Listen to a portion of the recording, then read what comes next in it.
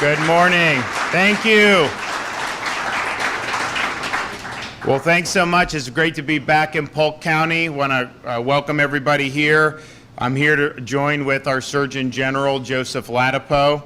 We also have from Uncle Nick's Italian Deli, Sam DeBellis, Caitlin McKean from the Fire Restaurant, Jason and Jenny Williams, small business owners and parents from here in Polk County, Matthew Arsenault, student from Florida Polytechnic, and Greg Meeks, a firefighter with the Orange County Fire Department. We're here today because 3 years ago started off kind of the COVID response with the 15 days to slow the spread, and yet here we are 3 years later, and they are still clinging to some of these failed policies. You've seen things like the vax mandate for foreign travelers.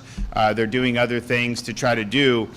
But if you look at a lot of the problems that we're facing right now, if you look at the inflation that we've seen, which has been devastating, if you look at the spike in interest rates, which has had a huge impact on businesses and on home purchasing, if you look at even what's going on with these banks and this banking issue, those banks were operating with zero interest rates. They were doing bonds with relatively low yield, but at the time was good because the interest rates were zero. And then they've now got caught because the rates are spiking and those investments are no longer good investments. You look at our workforce, and look, Florida has bucked this in many respects, but the workforce in the United States, once the policies went into effect, once all the spending started happening, many people just dropped out of the workforce because of the perverse incentives that were done, where you're basically paying people to drop out of the workforce effectively. And how do you get them back? Some have come back, but not all, not even close. We've seen major supply chain problems over the last 3 years. We've seen huge problems with mental health over the last 3 years, especially in states that lock the kids out of school for so long. That is not the way you treat young people. And of course, Florida is an exception, but you've seen historic education declines in terms of the education performance. And so, we're here looking at this, 3 years out. It's just important to say the experts that designed these policies and that were hectoring everybody, they were wrong about almost everything. They were wrong about lockdowns. I mean, you remember they said that would be what you needed to do to stop COVID, and states like Florida that got people back open, we were attacked mercilessly because we were doing that. And yet we see those policies, the lockdown policies, did not work. And they were destructive, particularly in these states that clung to them for time immemorial.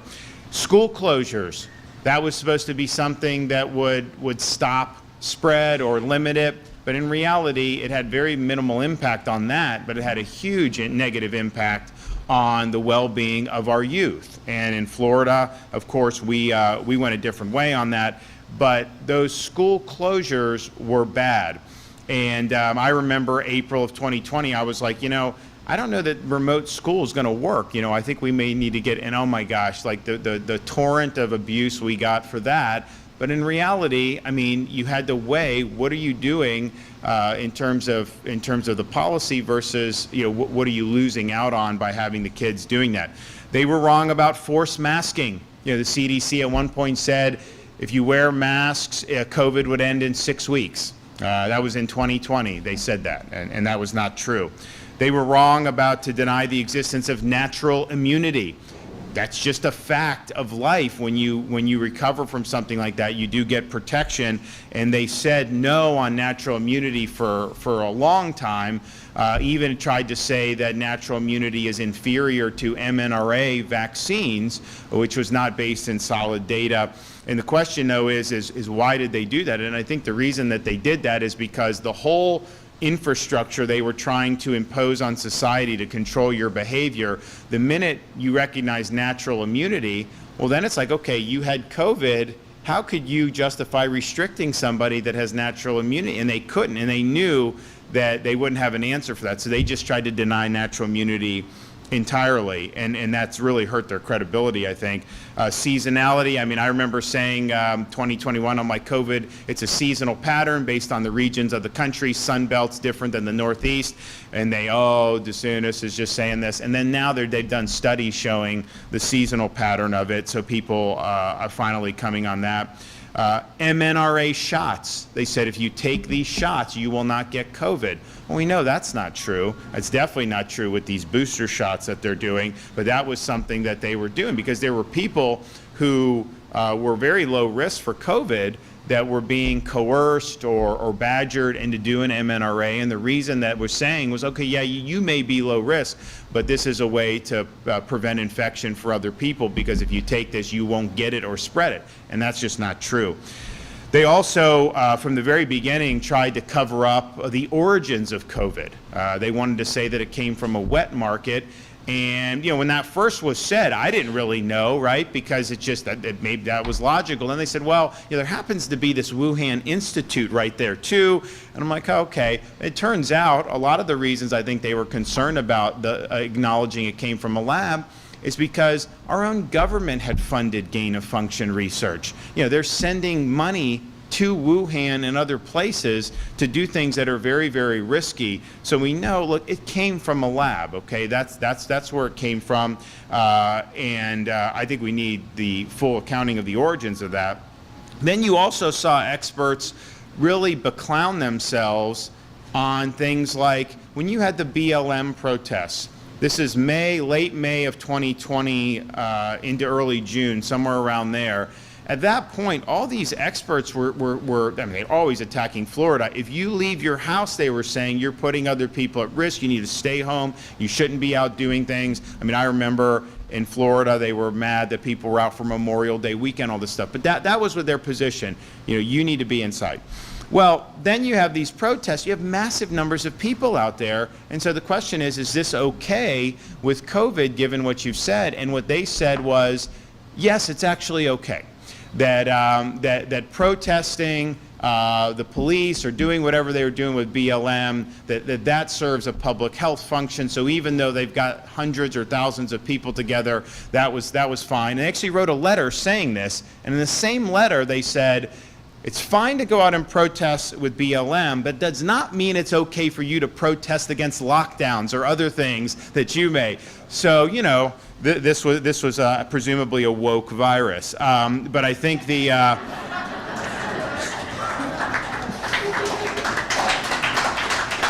But I think that really took the mask off a lot of these people, because clearly it's absurd that you would take that position from a scientific perspective. And so that was really showing that this is more about them advancing an agenda and about exerting control. And that's something that's very, very dangerous. And I don't even think we've fully gotten over a lot of what's been done here 3 years later.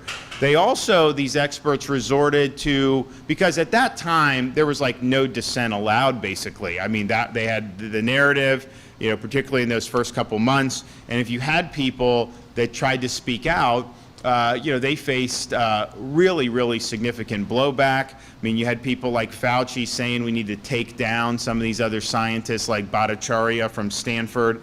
You actually had the federal government colluding with big tech to stifle dissent when it came to COVID lockdowns, COVID masking, school closures, all those other things. And so that's really, really significant abuse of power, and yet that happened in our country. And so here we are 3 years later.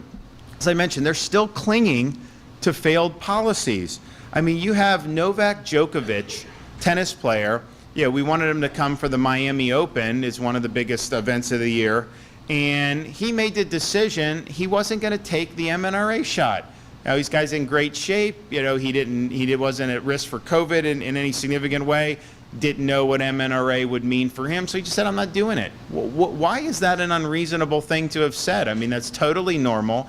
And yet, we're one of the few countries in the world that is clinging to the idea that you have to show proof of shot to come into our country via a plane. And so that's caused him that. Now, I wrote a letter to President Biden asking him to reverse this, that it's ridiculous. We think that there may be a little loophole in that thing for boats. So I did say, I mean, look, I will have a boat at the Bahamas. We can bring him over. I would have done that. And they didn't want to do that. I get it, because it is what it is. But just how absurd is this? And oh, by the way, not only is it absurd to say that he can't come unless he shows the shot, he's had COVID before. So he definitely has protection from COVID. So these people coming are not posing a risk to the public in any significant way. Federal mask mandate on airplanes. So we had a challenge in Florida. Federal district judge struck down the mask mandate for airlines, and just think how miserable it was being on the airlines. It was causing a lot of problems. It was not working. And these little kids, like they would get, a 2-year-old kid, you got to force the mask. I mean, it's hard enough to keep the kids behaving on the plane as it is, much less having to force a mask. And yet that was what it was. So it was really, I think, some ugly stuff. So it was struck down, thankfully, and really liberated the country from this. And Biden's administration is arguing in court now to reimpose the mask mandate on air travel, for commercial air travel. I mean, you can't make this up. 3 years later, they want that mandate to be reinstated. And then even just this week, you have the FDA approving bivalent booster shots for babies. So now you're such a 6-month-old baby, you do the first round and then 2 booster. That's like 4 shots of mNRA relatively early in your life. And Joe can talk a little bit more about this, but what's the evidence that this is helping these babies? There is none. I mean, the data they used to get this approved through FDA was very, very sparse. And so you're in this situation where they're pursuing an agenda. They're not doing what the evidence is saying. So Florida, I think, we played an important role over the last 3 years. I think we were one of the first states to see that the experts were getting it wrong, and we resolved to chart a different course. We were not going to let this state descend into a Faucian dystopia, not on our watch.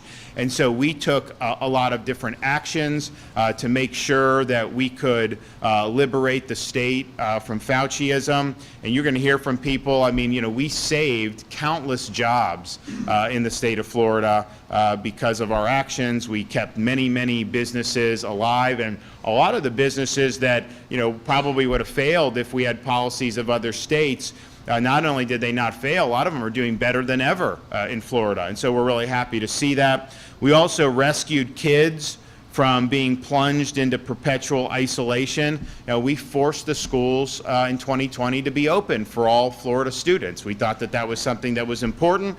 That was not something that was popular with a lot of the experts. It was certainly not popular with legacy media. We were even sued by the school unions. They wanted to close the schools, and so we won that case in court.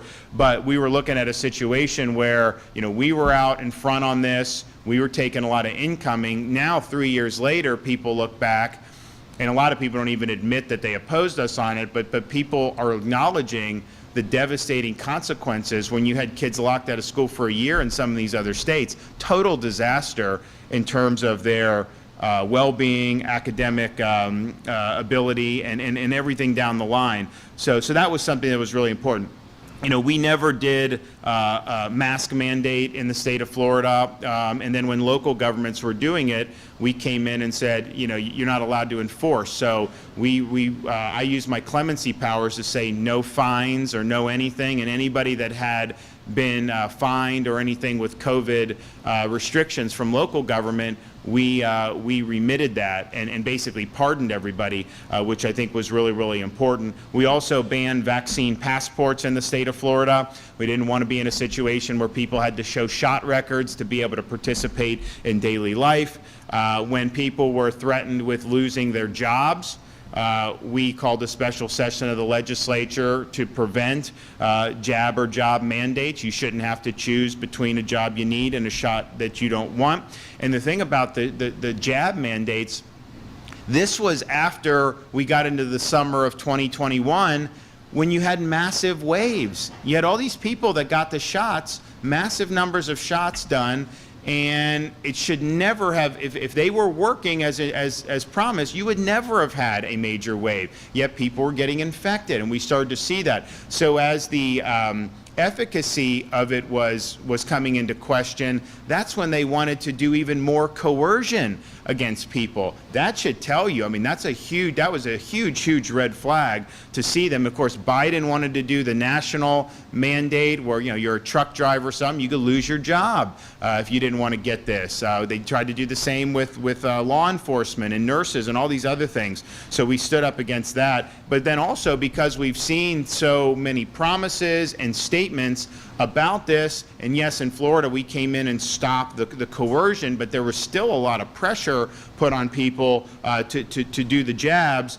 We are the first state to investigate these misrepresentations, and so we actually currently have a grand jury impaneled in the state of Florida to be looking into everything surrounding the COVID jabs. And we created, because the CDC for really the last 3 years has whiffed on so many different things when it came to this, and it's like now they put something out and you just dismiss it because of some of the stuff that they were trying to do throughout the pandemic.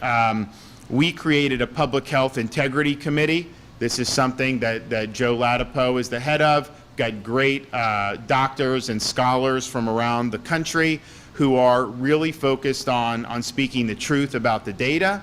They're willing to challenge the medical establishment, and they're not going to let politics and the narrative trump standing for what's right. So I'm really excited that that's going. Joe can talk a little bit more about that. So what are the results? So we had to chart a course. We had to take actions. What's been the results in the state of Florida? Well, we have record-setting tourism in Florida. So 2022 broke the records that we've had. That's still with some of the international restrictions that have been imposed on air travel. We still had a record-setting tourism. And I remember when 2020, 2021, we were kind of the place people were escaping to. You started to see our hospitality really boom, and that was really exciting. From Q1 of 2020, right before the COVID stuff started, to Q3 2022, last quarter we have full data for, our GDP here in Florida grew 23% higher than the nation as a whole. We're #1 among large states for GDP growth over that same period of time. We're the fastest growing state in the United States, and we're #1 for net in-migration. We're #3 and 4 in fourth grade reading and fourth grade math in the first post-COVID NAEP assessment. And we're the only large state that's high. So if you controlled for demographics, we'd be #1 in both in the country. And we have the lowest increase in excess mortality since COVID in the entire Sun Belt region, and our excess mortality increased less than California and New York, states that obviously pursued a much different course. So we're in a situation now where 3 years later, we are very much focused on making sure this doesn't happen again. And so we have bills in front of the legislature to take some of the things that we've done to protect people's freedoms and jobs and businesses, and to make all those protections permanent in Florida law. We also don't necessarily say it's only about COVID, because they're going to find something else sometime in the future to try to use and to try to take advantage of. And so we wanted to apply prospectively for new things. But I think it's really important. I mean, for example, we were, I think, the first state to prohibit jab mandates, the COVID mandates for the school kids, for the vax. And that's something that the CDC has added it to the immunization schedule for children. We don't think that that's justified based on the data, but we clearly do not think that that should be something that school children should ever be forced to do. And so we're going to make all that permanent, and I think that that's something that's going to make a big difference. But we're lucky in Florida because I think our state, given our demographics, with a lot of elderly, tourism-based economy where really people either come or don't come, it could have been really bad for us, I think, had had different decisions been made. So we were able to make the most of it. We're certainly doing as good as we've ever done as a state, and that's something that we're very, very proud of. But we are very mindful of the last 3 years, and we need to make sure that we don't let this happen in the future, because we're still living with the consequences, and I think we're probably going to be living with the consequences for quite some time. I mean, I certainly don't see inflation going back down to 2% anytime soon. I think that this is something that we're in, and when you do trillions and trillions of fiscal stimulus and you print all this money, you know, there's no free lunch. Somebody has to pay eventually. And, you know, you can try to string it out, you can try to do all you can. Somebody's going to have to pay. You know, they can bail out Silicon Valley, right? Somebody's going to pay for that. I mean, you know, that's just the reality.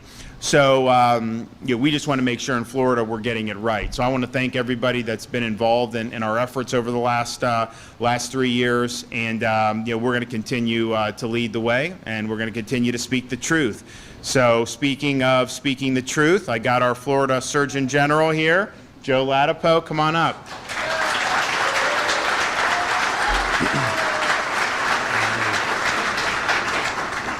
Hey, everyone.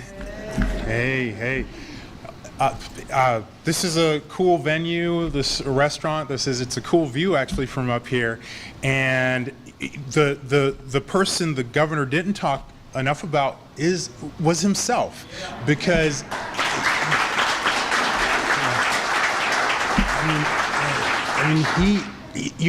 it's not possible to give him enough credit for what he did.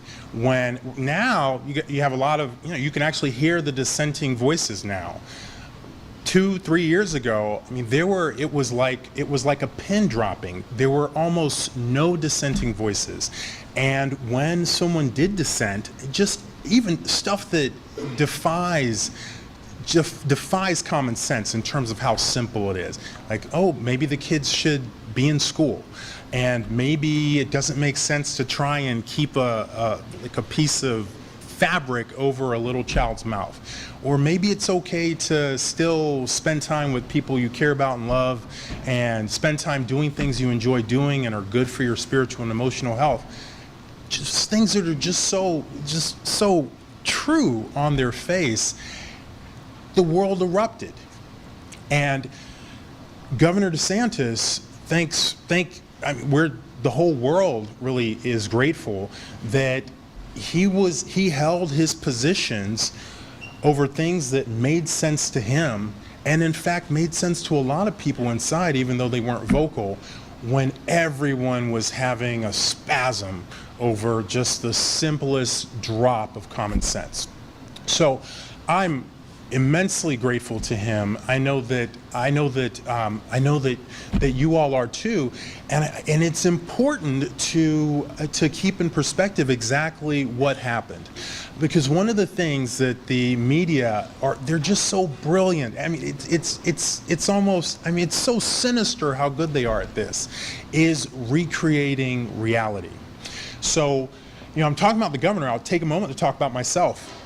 Just recently, you know, I've seen sort of this spate of news articles about me and a letter we wrote to the CDC and the FDA about their mRNA COVID-19 vaccines and their safety, or frankly, their lack thereof. And so the CDC and the FDA, their heads, send this letter.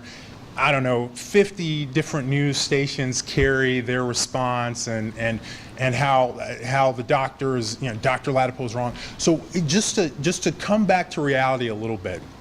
So I went to med school. I got a PhD in research science while I was in medical school. Went to a place called Harvard, not as cool as it used to be. My wife and I were talking on the way up here that we're not even sure we would send our kids there, because they're indoctrination factories, and we're raising our kids to be resistant to that stuff. But you don't really want to drop your kids in an environment where they've got to have their shields up all the time because people are trying to indoctrinate them from, you know, left, right, and center. But yeah, and I was a tenured faculty member at UCLA. I'm now a tenured faculty member at University of Florida. All of that is to say, you know, I know what I'm talking about. I've spent some time in this area. And And and going back to the past, right, and looking at how things happened at this 3-year anniversary. So the reality is that, and I don't even care about vindication. I care about doing what's right. But the reality is, and you'll never hear this, the reality is that Florida and Governor DeSantis' leadership and the decisions that he made for this state and the direction that this state went was absolutely correct. I mean, if you're looking for vindication, you can find it abundantly here. He was absolutely correct. It was the right decision to get the kids back in school. It was harmful to the kids to keep them out of school. It was the right decision to encourage people to do what they want based on their tolerance for risk, their preferences, their values, who they wanted to spend time with. That was the right decision. And the bill has come due for a lot of that stuff where states went the opposite direction in terms of mental health harms, in terms of alcohol and other substance abuse. So that was the right decision. When we made the decision to stop the crazy testing, and you had folks in nursing homes struggling to find tests, and then healthy 20-year-olds with their iPod headphones in, waiting in line to get a test. I mean, when we said, look, you're healthy, you don't need a test. You're low risk. That's not the right way to spend your resources. Everyone got upset. That was the right decision, and that's what more states are doing now. And the list goes on in terms of the decisions. Very clearly, the vaccine, putting a kibosh on the vaccine mandates and the passports was the right decision. And never mind the fact that we have a president who promised he wouldn't mandate them, out of this side of his face, and then out of the other side of his face said he would mandate them, and everyone had to get them, in the military and all this other crazy stuff. That was the right decision. And he did, and Governor DeSantis stood against that, even though every voice was saying that he should do it. He stood against that. And what do we have now? Now that the dust has settled, we have a vaccine, an mRNA COVID-19 vaccine, that has a terrible safety profile. I mean, that is the truth. The media, they work overtime to rewrite reality, to make people believe that what is happening isn't actually happening. These vaccines have a terrible safety profile. At this point in the pandemic, I'm not sure anyone should be taking them. And that's, that is the honest truth. I don't think anyone probably should be taking them. They have a terrible safety profile. Yeah. And we have, unfortunately, a CDC and FDA who the most consistent thing they've done is deny the truth. Whether it was pushing masks, I mean, they did squat. I mean, they did not have any substantial impact, no benefit. Pushing masks, pushing the vaccines in little kids, all these low-value, divisive policies that they did. Meanwhile, here's the truth, right? You look at these studies of the mRNA COVID-19 vaccines. There was a study published a few weeks ago in a journal called Lancet, a journal that's well known, I should say. And what did these authors show? They showed that after 7 months, the protection for infection, right? It started, I don't know, around 70%, down. At 7 months, it hops onto the other side of the axis, right? So it is negative, and that continues, and that the magnitude of that negativity increases over time. What does that mean, folks? It literally means that the people who received that vaccine were more likely to contract COVID-19 after 7 months than the people who did not. That is a fact. Has the CDC or FDA ever said a word about that? No. So these guys are, unfortunately, they're geniuses at rewriting reality. But the reality is that Dr. Fauci and Dr. Walensky, Dr. Califf at the FDA, these individuals have been making decisions that I don't know what the hell they're prioritizing, but it is not your well-being, it's not my well-being, it's someone else's agenda. And that's unfortunate, and that's not something that we're doing here in Florida, not under the governor, not under the Florida Department of Health. So yes, we are vindicated. whether or not people want to admit that or not, the decisions that we made prioritizing the fact that people are people and humans should be respected for their preferences and their ability to make decisions, those were the right things to do. We're vindicated, and the fight isn't over.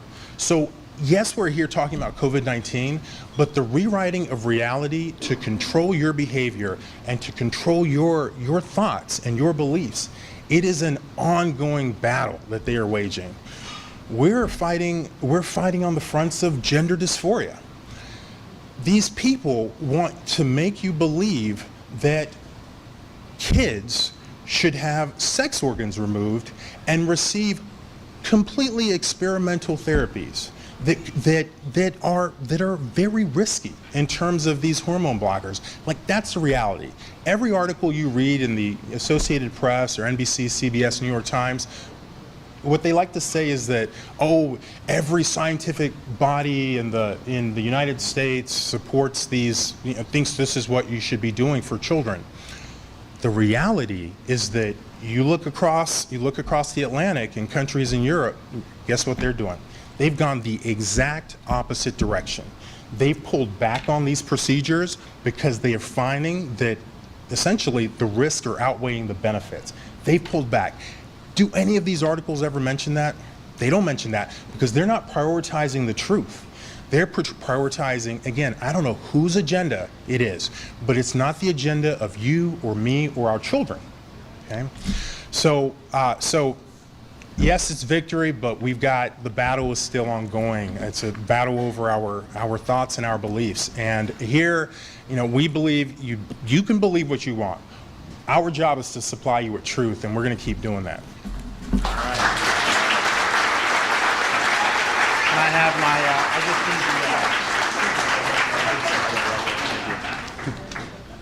Well, thanks, Joe. And yeah, we had, part of the problem with the COVID stuff, particularly early, is like there were no dissenters allowed, and even people that dissented, really weren't going to be able to speak up or would get silenced. And so you ended up having like some of the local communities like, yeah, so we said schools need to be open, but what did they do? Most of the counties initially forced the kids to wear masks because they were citing CDC or citing, some medical body. And we didn't believe that was appropriate. There was no evidence that was good for the children.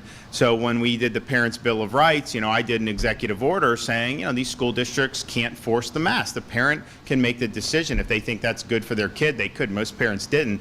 And so we had to fight back against that. But then you also had them following CDC protocols on quarantining healthy students. So you'd be in school, someone would get COVID, and they say, okay, anyone that was in that lunchroom, you got to go home for 2 weeks. Healthy kid. Well, what are the parents? They'll get a call 5 o'clock, 6 o'clock in the evening saying your kid's out for 2 weeks. How are they supposed to make that work if they're working and doing all this other stuff? But there really was no science behind it. And so Joe was, I think, probably the first Surgeon General in the country to say, the healthy quarantining is not good.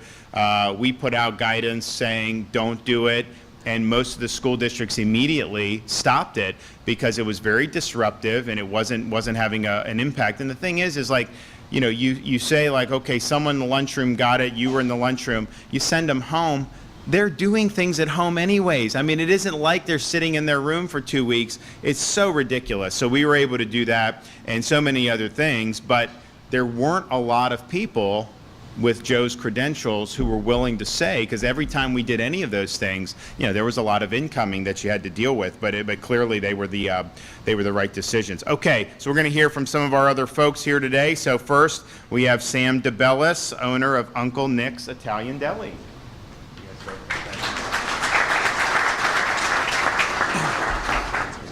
Yeah. Okay.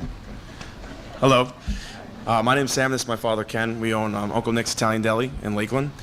We just want to talk about some of the things that during COVID that we kind of changed the way our business ran and how it benefited us. Well, yeah, in March of 2020 was a very scary time, obviously, and we have a very small business, only a handful of employees, and we were real worried about our future.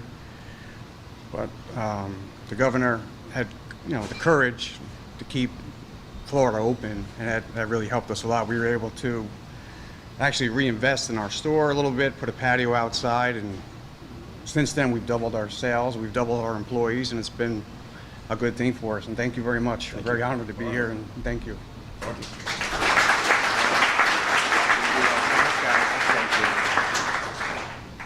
All right. Well, we're happy to hear that. Okay, Caitlin McKean, the Fire Restaurant. Come on. Hello, my name's Caitlin. I've worked here at Fire for coming up on 9 years now. And I know in 2020, me and my coworkers, got the call that we were shutting down. And for people in the hospitality industry like myself, which is like so many people here in Florida because it's such a big part of what we do here, that is very scary. Most of us work paycheck to paycheck. The money we make on that shift is what's putting dinner on the table. So for me and my coworkers, it was, where does this end? Where do we go from here?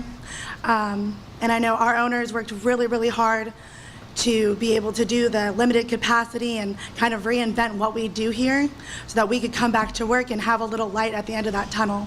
Not only financially was it very hard, but mentally, how do you provide for your family? It's very difficult. And I know on another aspect, a lot of our regulars here are seniors, and the seniors were affected very greatly by this virus. And even just when they were able to do to-goes, being able to come up and say hi, how are you doing, and get out of the house and just see our faces, and just a smile does a lot of wonders for people in that situation.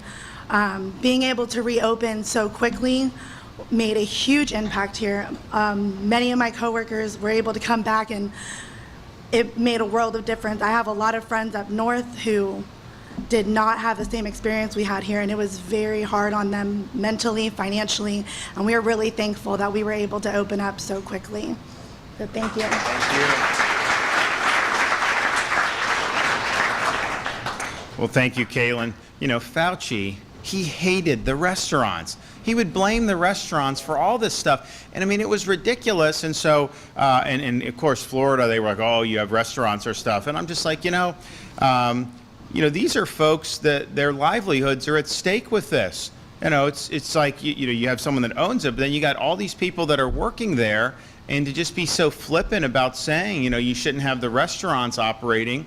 I mean, that's just, it just shows that they didn't care about all these other aspects of our society, that were very, very important. And I'm just glad that in Florida, our restaurants have never done better in the history of the state as a result of how we handled it, because it was a major difference between Florida and many of these other states. In fact, you'd have business meetings where you'd have a group of people that would want to do business, and like they're all from Chicago, but instead of going through all the morass, they'd all fly to Florida. They'd eat at a restaurant, enjoy themselves, do the business, and then just fly back. And that's what was happening here. And it's really been a big deal for so many people. Not only have our existing ones been able to do very, very well, we've got a bunch of them that moved from New York or bringing their concepts down to Florida because they're able to operate better here. So we're proud of that, but we're really proud of our industry here for our restaurant as well as our overall leisure and hospitality. Okay, Jason and Jenny Williams right here in Polk County.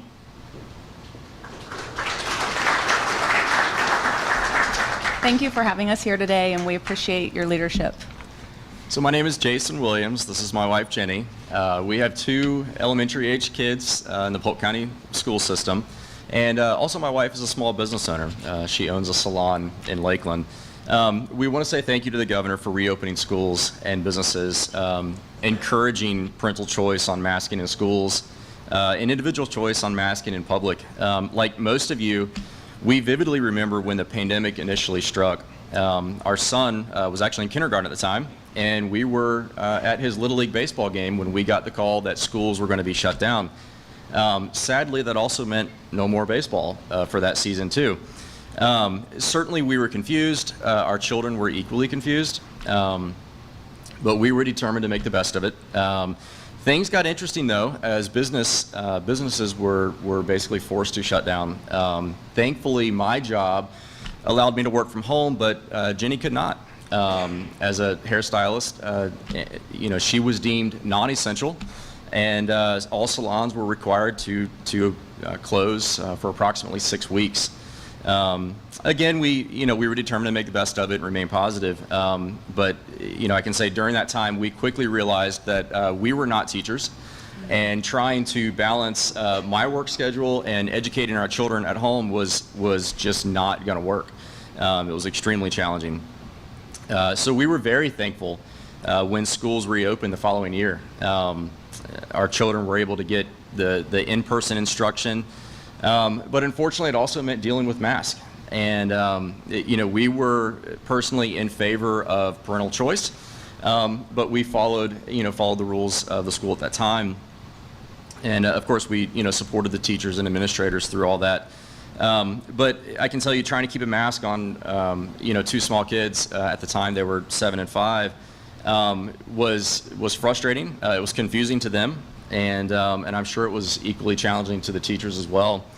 Our kids, quite frankly, hated wearing them, and in the words of my son, he said, "I can't wait to burn this thing when this is over." Yeah, so looking back, we're grateful for many things. We're grateful for Florida that we had the flexibility to reopen and allow people to go about their lives much sooner than the rest of the country. We are grateful for many individual and parental choices, including unmasking our children. Governor, thank you that the COVID lockdown measures were not permanent, and that people and businesses, many which are small businesses like my wife's, could go back to work and provide for their families. And we're thankful that we had the ability to make the right choices, and most of all, we are grateful to be Floridians. So thank you. Thank you.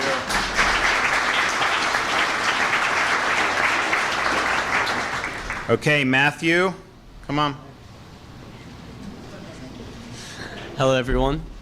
Good morning. My name is Matthew Arsenault. I'm a student at Florida Polytechnic University. It's over there in Lakeland, not too far from here. As you've all heard from everyone, COVID affected a lot of people greatly, some more than others.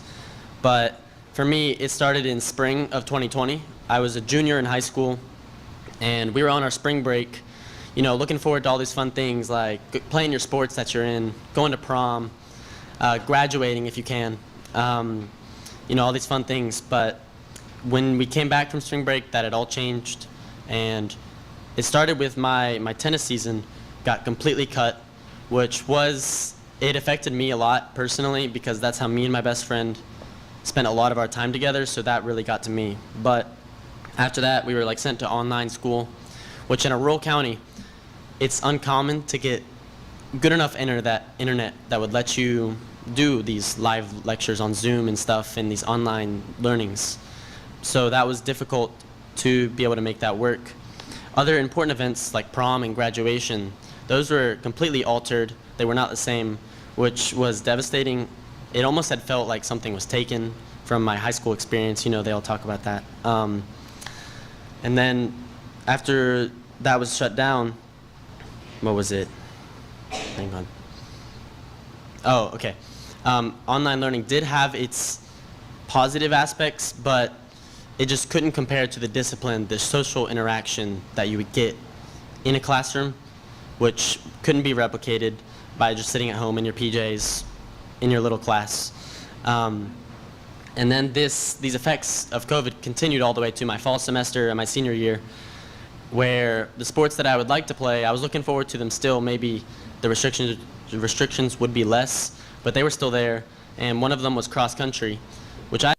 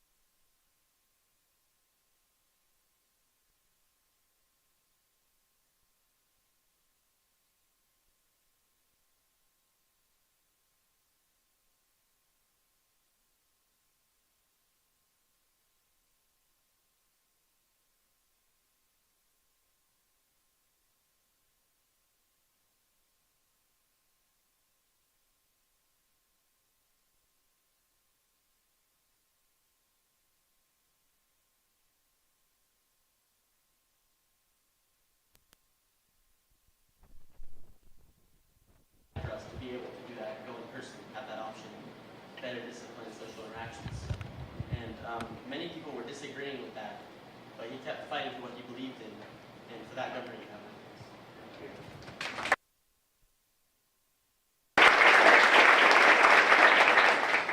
So in Florida, the high school athletics is governed by, it's a private organization actually, FHSAA. And so, you know, they were doing the stuff with the seasons in the spring and all that. And so we really felt kids need to be playing. So in the summer, we said, you know, youth activities must go. I mean, you didn't have to do it if you didn't want to do it. We said this should be protected. You know, we want the kids to be out and about, whatever. And then when it came time to get ready for the school season, the organization was going to cancel fall sports for 2020. They had medical advisory people. All these people are going in front of the board saying you can't do it. You know, it's too dangerous for the kids and stuff. And that was wrong. I mean, it was dead wrong. We knew it was wrong because we had stuff happening that summer anyways with sports. And so, you know, we made it be known, and we don't throw the board. We say, you got to play.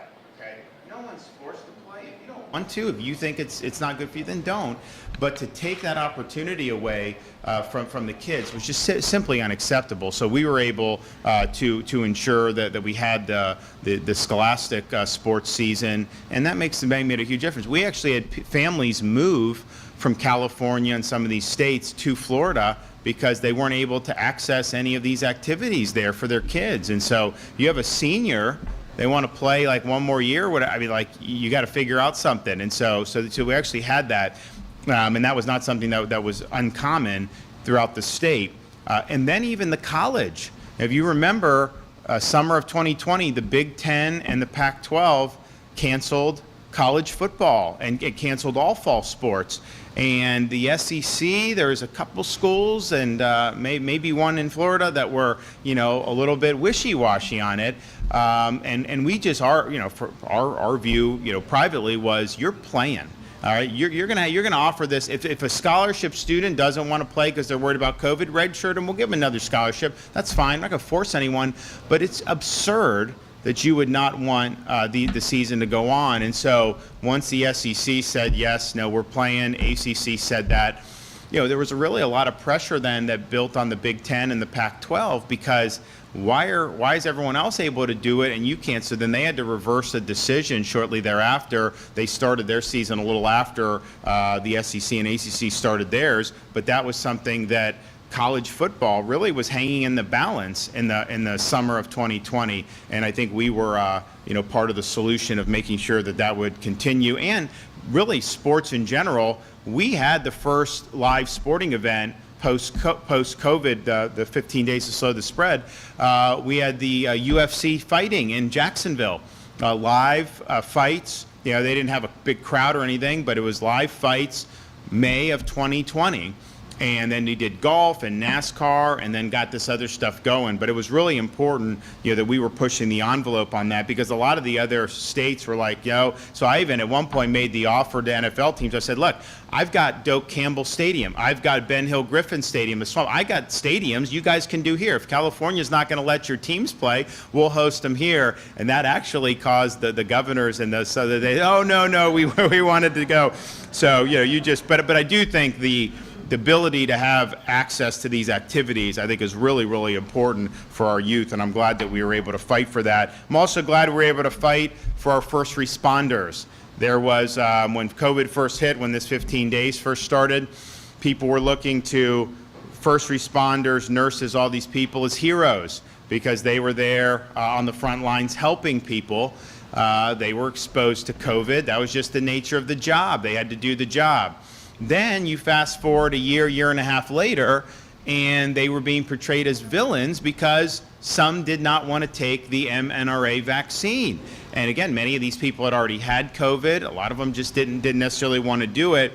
So you started to see some, in addition to Biden, in addition to some federal, you started to see some local governments, like in Gainesville and in Orange County with the fire department.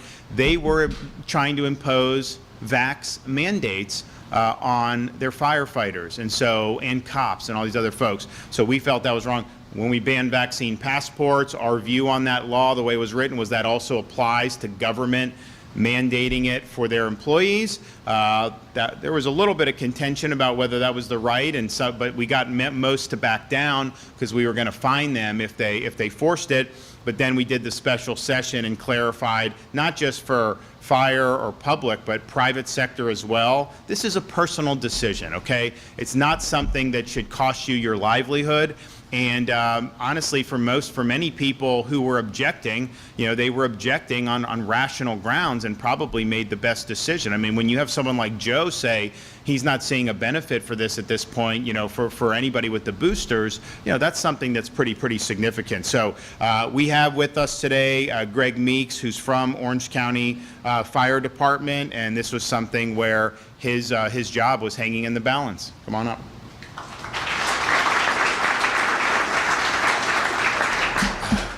Good morning. Good morning. Hope everybody's having a good morning. I'm Greg Meeks. I've been a firefighter in Central Florida for Orange County for 11 years. And I was at the heart of the vaccine mandate. We was at the heart. To my understanding, Orange County, we was the only fire department in the state of Florida to do the vaccine mandate. Prior to the mandate, we worked roughly for about a whole year before there was any vaccine available. At the time, we had roughly about 1,200 firefighters. Majority of our firefighters, we caught COVID prior to the mandate. So we all had natural immunity. So fast forward a year later, they come down with the mandates. Boom. They said if you don't get the vaccine within this period of time, you will be terminated, well, up to termination. So of course, it was an uprising at our job. So I'm a part of an organization called Operation Freedom of Choice. So we got together, we got lawyers together, we got litigations, and we came at Orange County government. We reached out to DeSantis. Due to DeSantis and his team, they got rid of the mandate. And we thank you for that. We thank you for a great deal. So backpedal a little bit. So when we found out about the mandate, me, myself personally, I called Human Resources downtown Orlando to find out what can we do. So I heard about religious exemption forms, reached out, then I found out Orange County actually denied religious exemption forms. So I did my research. That's unconstitutional. That's right. So I called down on myself. I said, I heard that you were denying religious exemption forms. They said, yes, we have. I said, okay, what? I said, why? They said, because they weren't turned in properly. I said, okay, fine. What is the proper way to turn in a religious exemption form so it won't get denied? Her exact words were, we're not gonna tell you, because if we tell you, everyone would turn one in and nobody would get the vaccine. I wish I would have written her name down. So I called the EEOC myself in the state of Florida. I was on hold for about roughly 30, 40 minutes, and I finally got a hold of somebody. I asked him, I said, what is the proper way to turn in a religious exemption form? He said there's no right nor wrong way. He said how the Constitution is written. He said, in simple terms, he said, you could write it on a sheet of paper yourself. He said, for example, you could have one religion, go to the bathroom, and you could come out a whole different religion. and he said, per the Constitution, they have to take that. They have to accept it. He said they cannot deny. He said how the Constitution is written. So cool. Long story short, I got my religious exemption. I turned it in. I didn't hear anything back. Maybe somewhere between 3 and 6 months, I didn't hear anything back. So during that time, we have our lawyers together. We're fighting litigations. I mean, we're really fighting for our jobs, our livelihoods. I mean, we have husbands and wives that they're both firefighters, lieutenants, supervisors at this department. So if they don't, and they have children. So if they don't take the vaccine, they lose income for their whole family. So we're fighting tooth and nail. Governor DeSantis, his team stepped in. They put legislation, they put laws in place. They helped us out, and they have our utmost support. We thank you forever. We thank them, and it was a great deal. So we're still fighting. We're still fighting. We're still taking them to court. because we want accountability. We want them to be held accountable for what happened because we had a lot of new employees. They coerced them to take the vaccine. They threatened them, if you don't take this, you'll lose your job. So you have employees that's 22 years old that's coming on. They want to be a firefighter. They love the job, but they don't want to lose their job. So they're getting the vaccine on the threat of their jobs. Now we have some people who took the vaccine. They had strokes, alopecia, myocarditis. Now it's time. Accountability has to be held now. Accountability has to be held.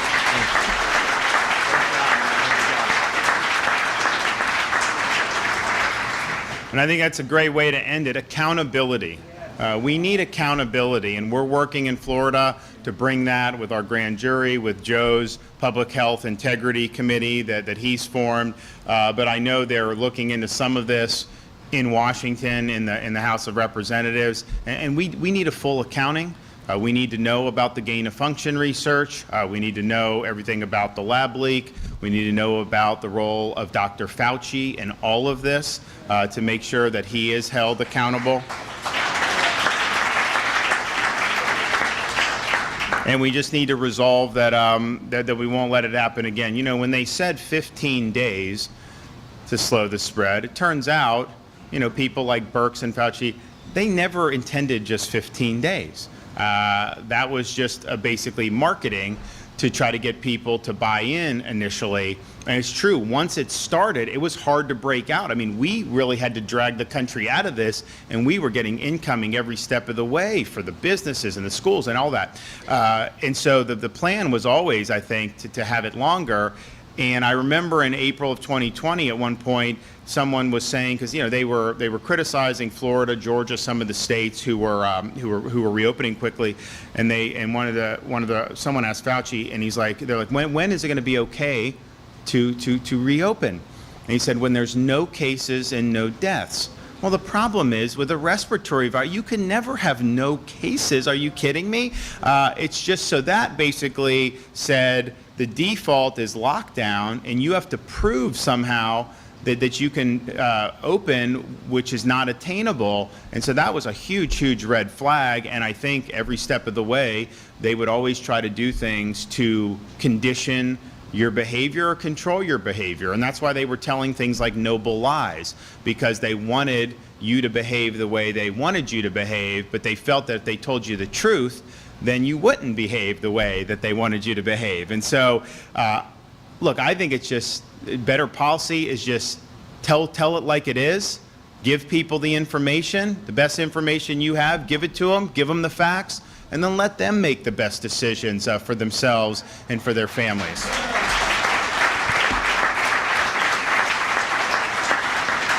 Well, we appreciate all you guys being here, and we look forward to being back very, very soon. Back in the back.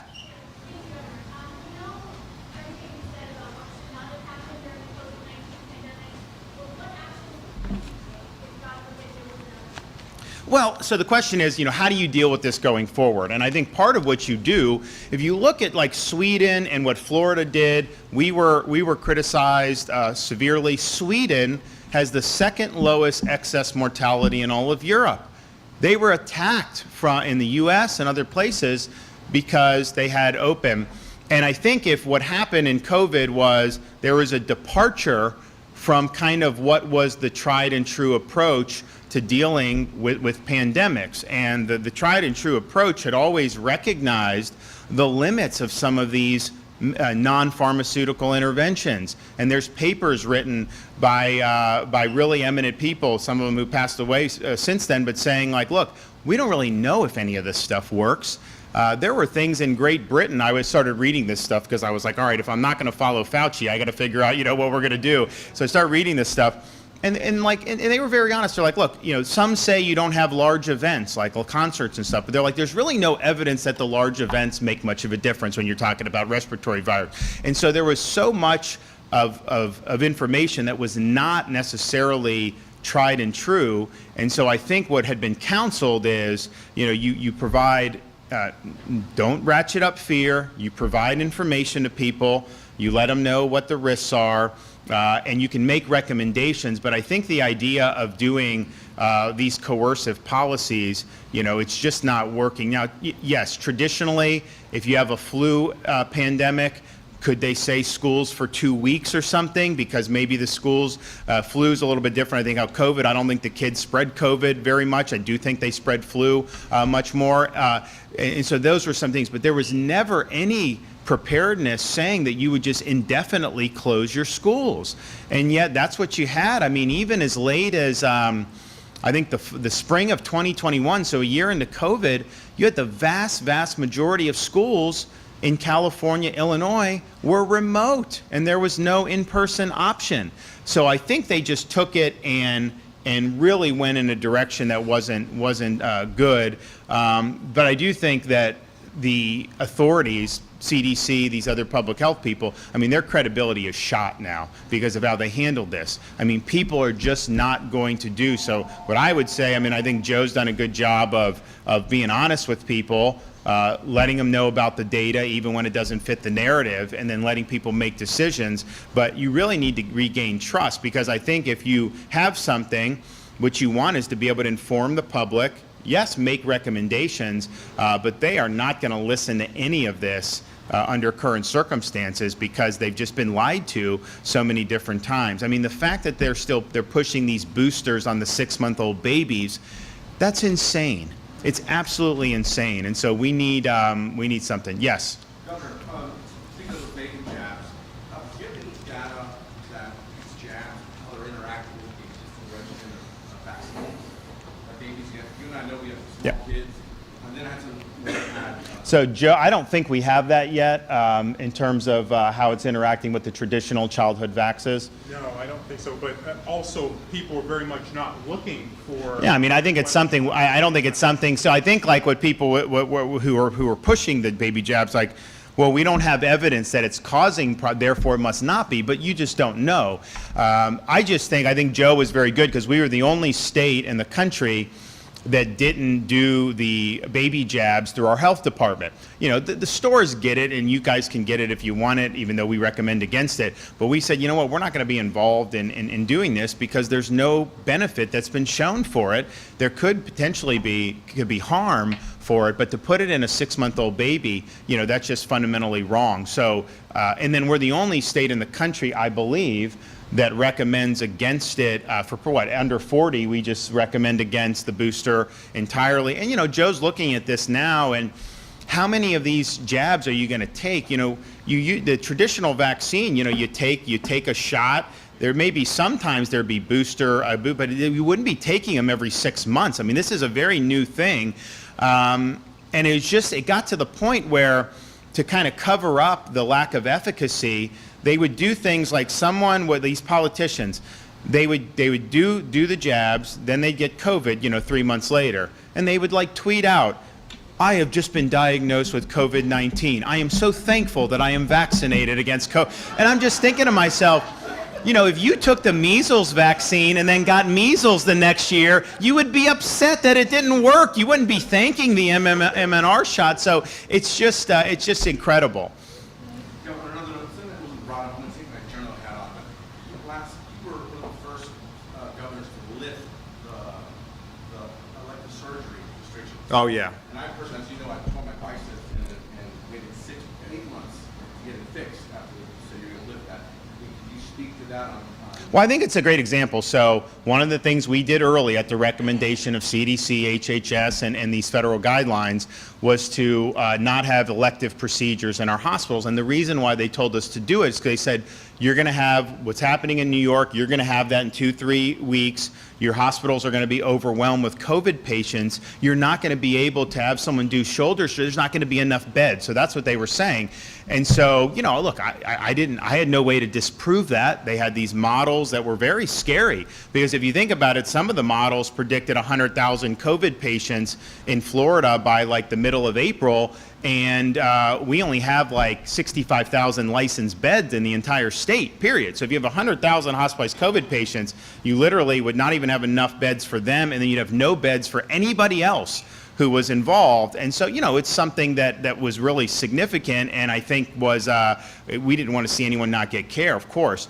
So we did. But then what happened is, as we got into April, they had all these projections. None of them were right. And we got into like the middle of April, and we had the lowest census that we've had in modern Florida history. Part of it is because, yes, the COVID patients didn't materialize the way they did. We did have an increase, but not anywhere close to what they were saying.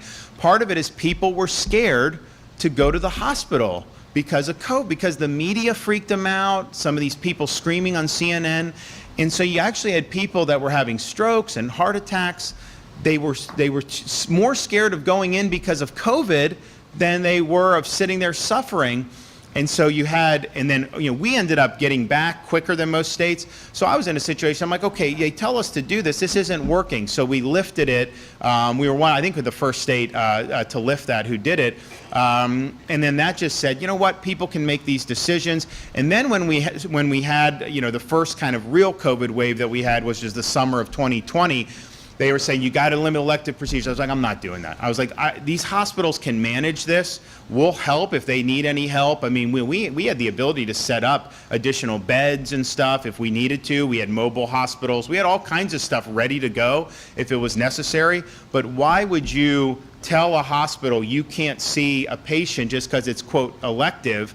But some of these electives are very important that they get done for people's health. So we told them, that's your thing. There were some hospitals that when they were dealing with a lot of COVID, they did suspend for a time. Many hospitals never suspended. Even in the midst of the waves that happened, they never suspended the elective procedures. But clearly, when I told the hospitals, I was like, look, I'm sorry, I did say, no, you did exactly what everyone was telling you to do, and you lifted it faster than anyone, so we love you for doing it. I know, but there really wasn't an adequate basis to do it. What we should have done is just, if you did start to see a major surge, then trust them to make those decisions. And so April 2020, that's the direction we went in and basically kept that. And that was true not just in 2020, it was true in the Delta wave, and it was true every winter since then. It's not for us to dictate kind of who should be in a hospital bed or who should not be. So that was a good, I think, lesson learned. I don't think that you want to have